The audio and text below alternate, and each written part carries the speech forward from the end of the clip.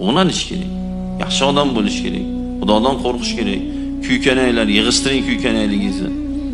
Chaqimchilar, yig'ishtiring chaqimchiligingizni. Kibrlilar, kim bo'lsangiz o'zingizga, pulingiz bormi, tanishingiz bormi, mansabingiz bormi? Bizga nima qizig'i bor? Bizga nima qizig'i bor? Kimsiz, nimasiz, men kimman, nimaman, sizga nima qizig'i bor?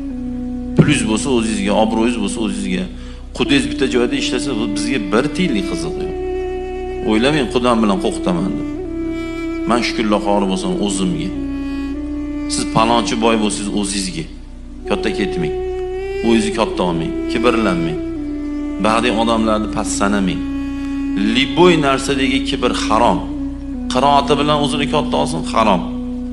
Ilmi bilan o'zini katta olsin, harom. Puli bilan, mansabi bilan farqi yo'q. Kibr liboy narsada harom hisoblanadi. Rasululloh alayhisalom donda urug'icha kibring bo'lsa jannatga kirmaysan deganlar. Bu jiddiy e'tiborga olib, jiddiy